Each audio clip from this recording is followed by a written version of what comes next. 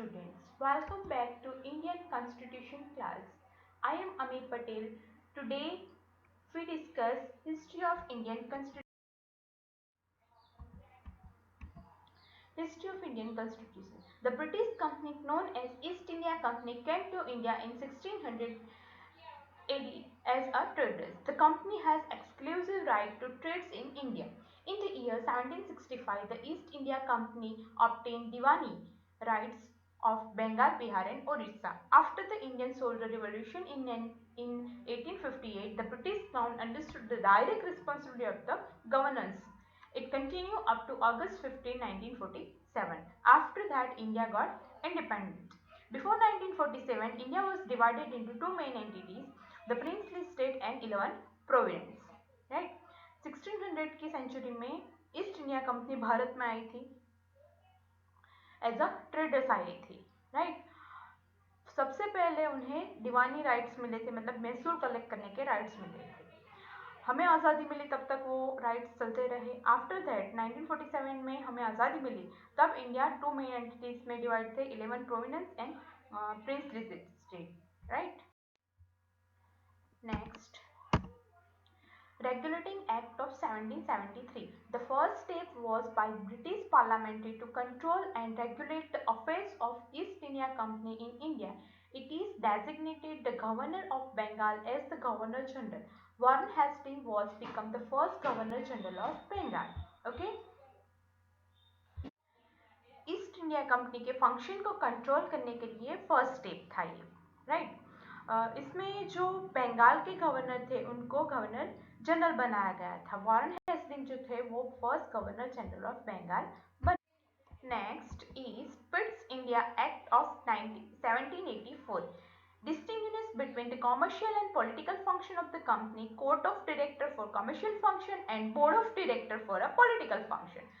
Governors counselling was established in Madras and Mumbai. अब पिट्स India act 1784 क्या कहता है कि कंपनी के जो फंक्शन थे, commercial function and political function, उनको डिफ्रेंशिएट किया गया. Court of director for commercial function and board of control for political function के लिए next is chartered act of 1830. The East India Company Act 1830, also known as Charles Act 1830. It was an act of Parliament of United Kingdom which renewed the charter issue of British East India Company and continued the company's rule in India. अब 1813 के act को Charles act भी बोलते हैं. ये United kingdom का एक अधिनियम है. इसने क्या किया था, को जो इश्यूज थे उसको रिन्यू किया था, उसको रिन्यू करके कंपनी का जो शासन था वो इंडिया में चालू रखा था. Next act is chartered act of 1833. The governor general of Bengal become as the governor general of India. The first governor general of India was Lord William Bentinck. This was the final step toward the centralization in British India. The beginning of the central legislature of India, as the act also took away legislative power of Bombay and Madras province. The act ended the activities of the East India Company as the commercial body and it became a purely administrative body. अब governor general जो बंगाल के थे उनको भारत के पूरे भारत का governor general बनाया गया. William Bentinck first governor general बने थे. ब्रिटिश भारत के सेंट्रलाइजेशन की ओर ये लास्ट स्टेप था. राइट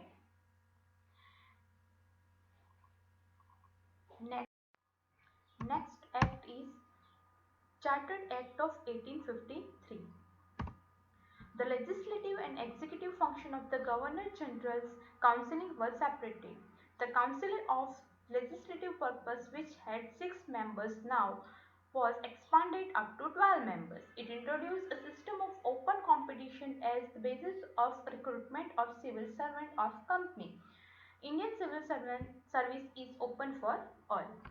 अब 1853 के एक्ट में क्या हुआ था कि गवर्नर जनरल के लेजिस्लेटिव एंड एग्जीक्यूटिव मीन्स कायदा के कारोबारी व्यापारी वर्क जो थे उनको सेपरेट कर दिया गया था. लेजिस्लेटिव के जो 6 मेंबर थे वो अब 12 मेंबर हो गए थे. और इसमें कंपनी में जो कंपटीशन बेसिस पे रिक्रूटमेंट की पॉलिसी डाली गई थी। अब इंडियंस के लिए सिविल सर्विस ओपन थी। Next is government of India act 1858. The rule of company was replaced by the rule of crown in India. The power of British crown were to be executed by the Secretary of the State for India. He served assisted by the Council of India having 15 members.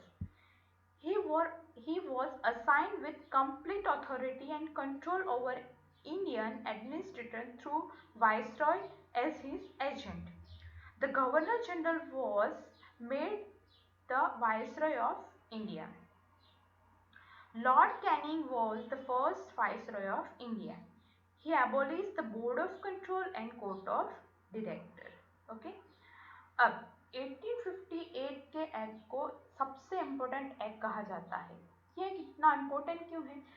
पहला काम जो ये act ने किया वो था east India company के जो अब तक रूल करती आ रही थी इंडिया में, पॉलिटिकल फंक्शन कर रहे थे, उसको एबोलिश कर दिया गया, पूरी तरह से हटा दिया गया, राइट। और जितनी भी पावर थी गवर्नमेंट की, टेरिटरी की, रेवेन्यू की, ये सारी की सारी पावर ईस्ट इंडिया कंपनी के पास जो थी वो ब्रिटिश काउंट के हाथ में ट्रांसफर कर दी गई, राइट।